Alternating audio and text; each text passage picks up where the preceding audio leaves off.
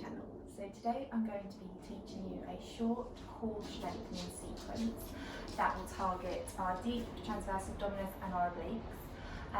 The reason why core is so important, especially in yoga, is because of how it supports us, how our core is almost like this big corset that comes around here, and it's not just about being able to do the really, crazy inversions and stuff. It's just for feeling healthy and fit and keeping us strong and stable. So I've had experiences with a lot of lower back pain, and it hasn't been until I've started working into my deep core to strengthen it that that back pain began to decrease a lot. So let's get started. We're going to start in tabletop today. So just making sure that our shoulders are in line with our wrists and our hips are over our knees. So drawing in here, we want a neutral spine, so be careful that you're not tucking over or under. So in your neutral spine, just get used to drawing your navel to tummy, pressing through your shoulders and lifting through the upper back. So already here we're starting to activate our core, which is strengthening it already.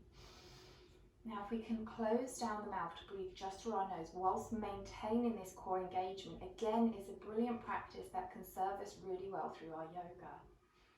And release, just sitting back into your child's pose.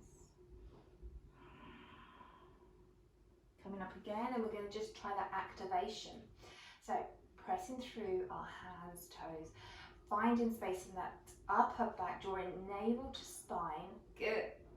Keeping gaze to the top of the mat. So it's these really small movements in the core that actually really matter.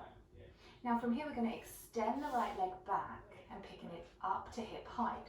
Just take a gaze behind to make sure that it is hip height, but it's not too high or low. Now from here, tuck that back toe under, and if you can, extend the left arm forward. If this feels too much, just keep it bent here by the side. Breathe in here. Good. Lowering down over to the other side. So this is called our bird dog, and it is prepped for our tiger pose, tucking that toe under. And it's not only challenging our core strength, it's also testing our balance as well. And we need core strength to help us balance. Option is there to extend. Good, lower down. This time we're going to take some dips. I'm just going to scoot forward a bit so I don't kick anything. So taking the right leg back, lifting it up, extending the left arm forward. Inhale, can we draw that knee in and crunch? Exhale, extend. Inhale, taking that crunch. Exhale, extend. We're going to take 5 here. So this is number 3. Moving with the breath, pressing through your hand to help keep you stable. Good, last one. Excellent, taking it down and taking it over to the other side. Now you might feel that you're feeling a lot of pressure in your arms, so just scoot your legs nearer to your arm, which might help you. Also remembering to tuck that back toe under will also help. So starting an extension, inhale round, exhale extend.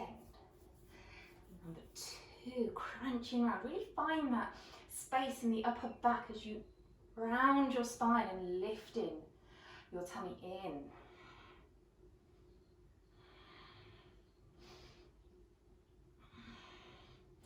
Forgotten how many we've done, so just going to do one more. Taking it down, good. Just sitting back into your child pose now, letting the chest and your core relax. Breathing nice and deep, feeling your shoulders, your neck and your tummy just ease.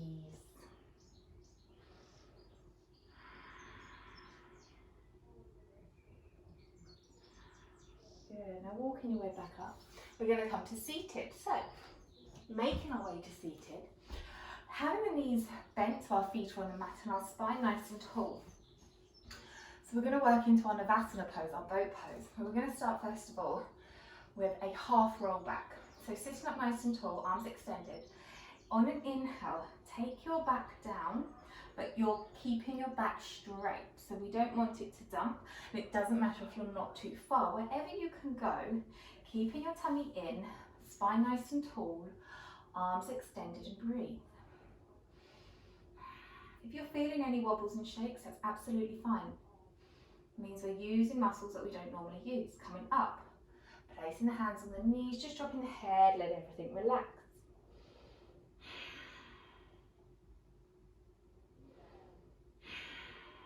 And again, coming up, find your preparation pose.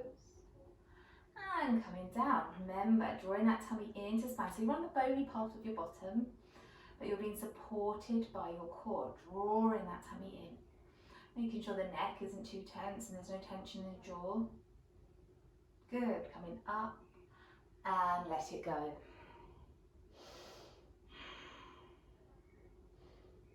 This time we're going to add a rotation. So coming down to that position. Again, even just feeling with your hand that it's active. Taking the hands to prayer, and then we're just going to take really tiny rotations over to each side for our boat twists. Now, I find it quite helpful here to push palm to palm together, which helps the balance even more. Doesn't have to be a big movement because we don't want our lower body, moving with us. So we want to avoid this. Slow and controlled. 5 more. 4. Stay with me. 3, 2, 1. Excellent. Coming up and relax over. Okay, so we're preparing for our Navasana. So I'm going to show you a few variations of it and you get to choose. So, variation 1 is picking up the leg. Both legs come up and you hold behind the thighs. The reason why you can hold is various reasons. One, it helps the spine stay nice and tall. So what you might find is as soon as you take your feet off the mat, you can dump like this. No fault of our own, it's just our body compensating so we don't topple over. So placing the hands behind our thighs helps us regain proper alignment. Another reason why it's good to hold behind the thighs, if you have very strong hip flexors. So our hip flexor muscle here might take it over, whereas we want to work here. This is something I had to learn. With my hypermobility, I have very strong and tight hip flexors. So they were compensating for my core strength. So it's not about variations in yoga, isn't about advanced level 1, level 2. It's what's best for your body. So if we start holding behind our legs, if we can, so we take 3 breaths. Just getting used to using that core strength without any support from your feet. Good. Option 2, coming down. Option 2 is to have the arms in line with our feet. So they're nicely stretched out for 3 breaths.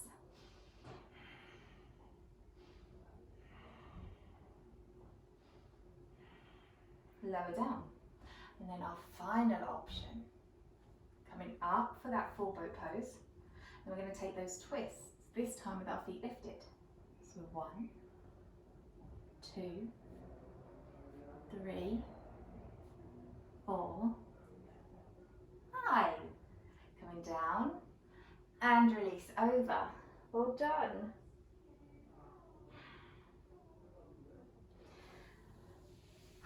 So now you have the options and a few exercises to work on, either by yourself or if you want you can repeat the video, and also to add into your own yoga practice.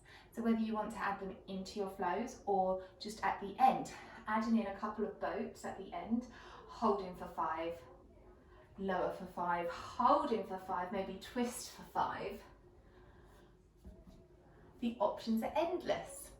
So I really hope this was not only helpful for your body, but also, like I said, so you've got something to take away to work into your home practice. I will see you soon.